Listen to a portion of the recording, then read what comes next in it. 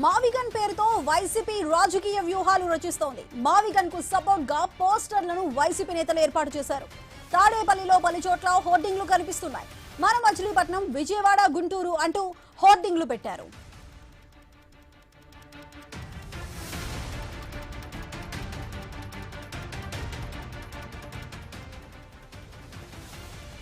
మావిగన్ అనే పేరుతో ఇటు వైసీపీ రాజకీయ వ్యూహాలను అయితే రచిస్తోంది. మావిగన్ కు సపోర్ట్ గా అక్కడ పోస్టర్లను వైసీపీ నేతలు ఏర్పాటు చేస్తున్నారు. ఇటు తాడేపల్లిలో పలు చోట్ల కూడా ఈ మావిగన్ కి సపోర్టింగ్ గా హోర్డింగ్లు అయితే మనకి కనిపిస్తున్నాయి. మనం విజువల్స్ లో కూడా చూస్తూనే ఉన్నాం. మొత్తం ఆ రోడ్డు వైపు కూడా మధ్యలో కూడా మొత్తం హోర్డింగ్స్ అన్ని కనిపిస్తున్నాయి. అవన్నీ కూడా మన మచిలీపట్నం, విజయవాడ, గుంటూరు అంటూ కూడా ఈ హోర్డింగ్లు పెట్టారు. మావిగన్ కి సపోర్ట్ చేస్తూ వైసీపీ నేతలు ఈ హోర్డింగ్లను ఏర్పాటు చేశారు.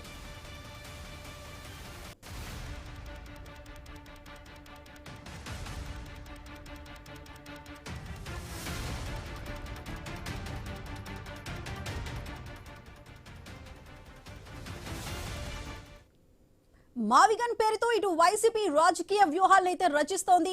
మావిగన్ కి సపోర్ట్ గా పోస్టర్లను వైసీపీ నేతలు ఏర్పాటు చేశారు. అక్కడ హైవే మీద ఇటు తాడేపల్లిలో కూడా పలు చోట్ల హోర్డింగ్లు మనకి కనిపిస్తున్నాయి. ఆ విజువల్స్ మనం ఐ న్యూస్ స్క్రీన్ మీద క్లియర్ గా చూడొచ్చు. ఇటు మన మచిలీపట్నం, విజయవాడ, గుంటూరు అంటూ కూడా అక్కడ హోర్డింగ్లను ఏర్పాటు చేశారు.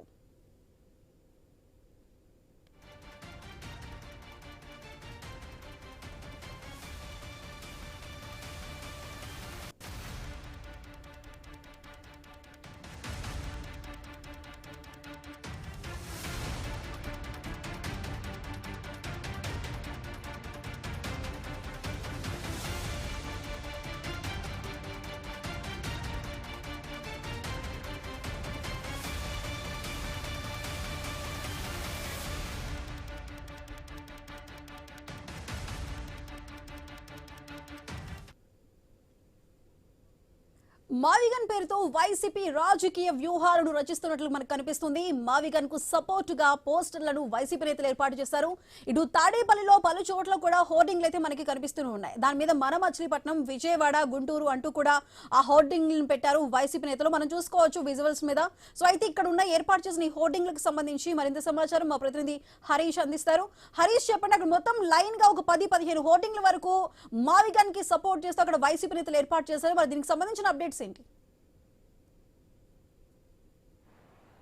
మావిగన్ వ్యవహారం ఈ మధ్యకాలంలో గత కొద్ది రోజులుగా, అంటే 2-3 రోజులుగా కూడా పెద్ద ఎత్తున ప్రచారం జరుగుతుంది. రాజకీయంగా కూడా ఈ వ్యవహారం తీవ్రస్థాయిలో సంచలనంగా మారింది. ఒక ప్రెస్ మీట్లో జగన్ చేసినటువంటి కామెంట్స్, అంటే మచిలీపట్నం, విజయవాడ, గుంటూరును కలుపుకుంటూ ఆ ప్రాంతాల్లో ఉన్నటువంటి వనరులు సద్వినియోగం చేసుకుంటూ ఖజానా మీద, ప్రభుత్వ ఖజానా మీదే ఆర్థిక భారం పడకుండా ప్రత్యామ్నాయ మార్గాల ద్వారా ప్లాన్ ఏ, ప్లాన్ బిలో భాగంగా ఆయన కొన్ని సూచనలు చేశారు. అందులో భాగంగానే మచిలీపట్నం పోర్ట్ సిటీ మొదలుకొని విజయవాడని కలుపుకుంటూ గుంటూరులో ఉన్నటువంటి మిర్చి సిటీ, ఈ 3 ప్రాంతాలను కలుపుకొని కూడా పెద్ద ఎత్తున రాజధానికి సంబంధించినటువంటి అభివృద్ధి చేయాలని చెప్పి కూడా ఆయన సూచించినటువంటి సిచ్యువేషన్ ఉంది. అయితే మావిగన్ అంటూ చేసినటువంటి కామెంట్స్ ఏవైతే ఉన్నాయో దానికి సంబంధించి అమరావతి పేరుని పలకడానికి కూడా జగన్ ఇబ్బంది పడుతున్నాడంటూ కూడా కూటమి పార్టీలకు సంబంధించినటువంటి నాయకత్వం పెద్ద ఎత్తున ఎదురుదాడి చేస్తున్నటువంటి సిచ్యువేషన్ కనిపిస్తుంది. అయితే ఈ నేపథ్యంలోనే తాడేపల్లిని కేంద్రంగా చేసుకుని ఇటు జగన్ నివాసం దగ్గర మొదలుకొని తాడేపల్లిలో ఉన్నటువంటి వివిధ ప్రాంతాల్లో పెద్ద ఎత్తున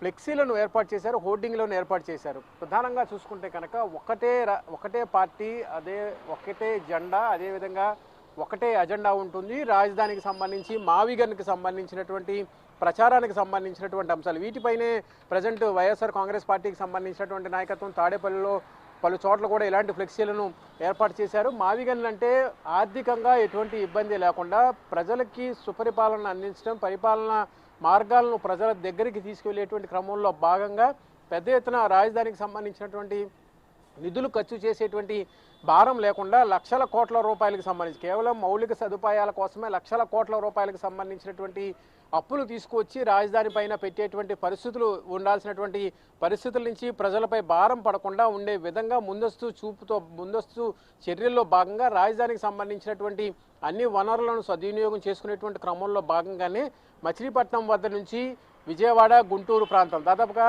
40 నుంచి 50 లక్షల వరకు కూడా జనాభా ఉంటుంది. రాజధాని కేంద్రంగా చేసుకుని విజయవాడని కేంద్రంగా చేసుకుని ఉన్నటువంటి అతిపెద్ద రైల్వే స్టేషన్ని కేంద్రంగా చేసుకుని అటు ఎయిర్పోర్ట్ని కేంద్రంగా చేసుకుని లావాదేవీలకి సంబంధించినంత వరకు ప్రజలకి సంబంధించి ఇతర ప్రాంతాల నుంచి ప్రజలు రాజధానికి రావాలన్నా ఇక్కడి నుంచి ఇతర మార్గాలకు వెళ్ళాలన్నా కూడా రాజధాని కేంద్రంగా విజయవాడని కేంద్రంగా చేసుకుంటే కనుక అటు విజయవాడ ఇటు ఒకవైపు మచిలీపట్నం ఇంకోవైపు గుంటూరు ఈ 3 ప్రాంతాలని పూర్తి స్థాయిలో అభివృద్ధి చేసుకుంటూ ఇప్పటికే దాదాపుగా అభివృద్ధి చెందినటువంటి ప్రాంతాలు కాబట్టి కొంతవరకు ఉన్నటువంటి వనరులు ఏవైతే ఉన్నాయో వాటిని సద్వినియోగం చేసుకుంటూ ప్రజలపై భారం పడకుండా ప్రధానంగా రాష్ట్ర ఖజానా పైన భారం పడకుండా ఉండే విధంగా రాజధానిని ఏర్పాటు చేయాలనేటువంటి ఒక ప్రతిపాదన ఇటీవల కాలంలో జగన్ తీసుకొచ్చారు. దానిపైన కూటమికి సంబంధించినటువంటి నేతలు కూడా తీవ్ర అభ్యంతరం వ్యక్తం చేస్తున్నటువంటి సిచ్యువేషన్ కనిపిస్తుంది. ఎందుకంటే ప్రపంచ స్థాయి రాజధాని ఒకవైపు నిర్మాణం జరుగుతుండగా పూర్తి స్థాయిలో నిర్మాణాలకు సంబంధించినటువంటి భవనాలు కూడా అందుబాటులోకి వచ్చేటువంటి క్రమంలో ఉన్నటువంటి సిచ్యువేషన్స్లో వాటన్నిటినీ కూడా డైవర్ట్ చేస్తూ ప్రజల్ని గందరగోళపరిచే విధంగా జగన్ చేసినటువంటి కామెంట్స్ ఉన్నాయని చెప్పి కూడా పెద్ద ఎత్తున విమర్శలు వచ్చినటువంటి సిచ్యువేషన్ కనిపించింది. అందులో భాగంగానే జగన్ చేసినటువంటి మావిగన్కి సంబంధించినటువంటి కామెంట్స్ పైన కూటమి పార్టీలకు సంబంధించినటువంటి నాయకత్వం ఎదురుదాడి చేసింది. అయితే వీటన్నిటిని కూడా ఎదురుదాడి చేసేటువంటి క్రమంలో భాగంగా వైఎస్ఆర్ కాంగ్రెస్ పార్టీకి సంబంధించినటువంటి నాయకత్వం కూడా పెద్ద ఎత్తున ఫ్లెక్సీల ద్వారా ప్రచారం చేసేటువంటి పరిస్థితి. ఎందుకంటే మచిలీపట్నం దగ్గర ఉన్నటువంటి ఆ పోర్టుని వినియోగించుకోవడం ద్వారా భవిష్యత్తులో ఇతర రాష్ట్రాలకు కూడా లావాదేవీలు కూడా సాగించేటువంటి అవకాశం ఉంటుంది. కాబట్టి రాకపోకలకు సంబంధించినటువంటి వ్యవహారంలో కూడా పెద్ద ఎత్తున ఆర్థిక పరమైనటువంటి అంశాలు కూడా ముడిపడి ఉండేటువంటి సిచ్యువేషన్ ఉంటుంది. కాబట్టి ఒకవైపు తెలంగాణకు సంబంధించి తెలంగాణ రాష్ట్రం కూడా పోర్టుల వ్యవహారంలో ఏపీ పైన ఆధారపడుతుంది. కాబట్టి తెలంగాణకు కూడా మచిలీపట్నం పోర్టు అందుబాటులో ఉంటుంది. కాబట్టి ఇటు విజయవాడని కేంద్రంగా చేసుకొని ఉన్నటువంటి రైల్వే స్టేషన్ కావచ్చు, ఎయిర్పోర్ట్లు కావచ్చు, ఇతర ఉన్నటువంటి వనరులు కావచ్చు, వీటన్నిటిని కూడా సద్వినియోగం చేసుకోవడం ద్వారా పెద్ద ఎత్తున పడేటువంటి ఆర్థిక భారం నుంచి బయటకు వచ్చేటువంటి అవకాశం ఉంటుంది.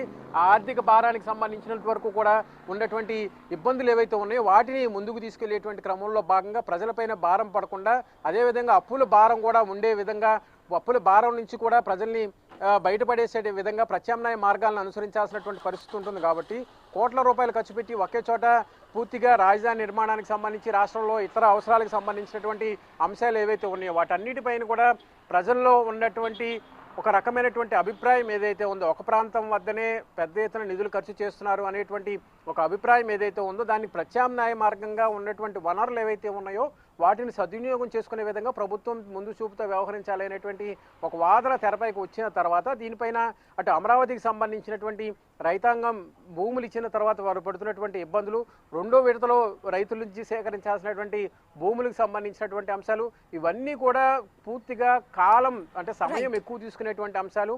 అదేవిధంగా భారానికి సంబంధించి ఆర్థిక భారం పడుతుంది, ఎక్కువగా సమయం పట్టేటువంటి అవకాశం ఉంది.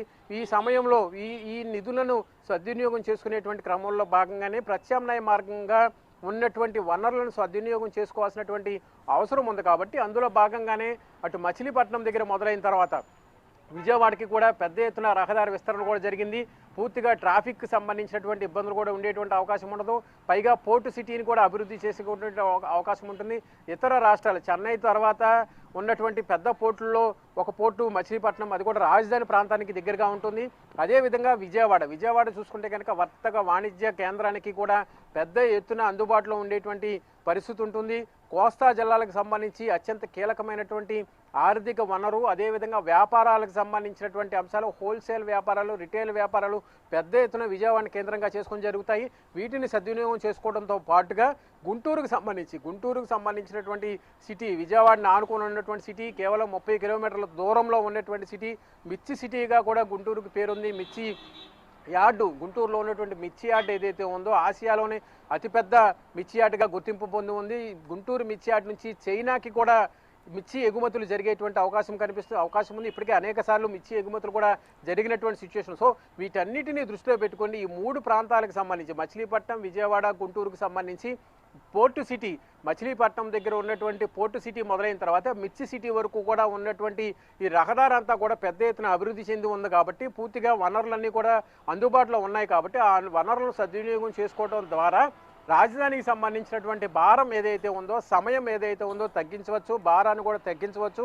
ప్రత్యామ్నాయ మార్గాల ద్వారా ప్రజలకి పాలన అందించేటువంటి క్రమంలో భాగంగా తీసుకునేటువంటి నిర్ణయాల్లో ప్రత్యామ్నాయమైనటువంటి వనరులను కూడా సద్వినియోగం చేసుకోవాల్సినటువంటి పరిస్థితి ఉంది. కాబట్టి వేల ఎకరాల్లో లక్షల కోట్ల రూపాయలకు సంబంధించినటువంటి నిధులను, అది కూడా అప్పు తీసుకొచ్చి నిధులను ఖర్చు చేసేటువంటి క్రమంలో భాగంగా ఆ భారం నుంచి రాష్ట్ర ఖజానాపై పడకుండా ప్రత్యామ్నాయ మార్గాల ద్వారా ముందుకు వెళ్ళాలనేటువంటి ఒక సూచన జగన్ చేసినటువంటి సిచ్యువేషన్ ఉంది. అందులో భాగంగానే వాటిని ప్రజల్లోకి తీసుకెళ్లేటువంటి క్రమంలో భాగంగా ఇప్పటికే సోషల్ మీడియాను కేంద్రంగా చేసుకుని మావిగన్ పేరు ప్రస్తావన తర్వాత పెద్ద ఎత్తున వస్తున్నటువంటి విమర్శలు ఒక ఎత్తు అయితే కనుక పేరుకు సంబంధించి జరిగినటువంటి ప్రచారం ఒక ఎత్తు అయితే కనుక అక్కడ చేసినటువంటి సూచనకు సంబంధించి మచిలీపట్నం, విజయవాడ, గుంటూరు నగరాలకు సంబంధించినటువంటి పరిస్థితులు ఏ విధంగా ఉన్నాయి, భౌగోళిక పరిస్థితులు ఏ విధంగా ఉన్నాయి, వాటిని ఇప్పటికే అభివృద్ధి చెందినటువంటి నేపథ్యంలో కొద్దిపాటి నిధులు ఖర్చు చేస్తే కనుక ఆ సేవలన్నీ కూడా ప్రజలకు అందుబాటులోకి వస్తాయి. కాబట్టి వాటిని సద్వినియోగం చేసుకోవడం ద్వారా భవిష్యత్ అవసరాలను తీర్చేటువంటి అవకాశం ఉంటుంది. ఆ అవసరాలు తీర్చడంలో భాగంగా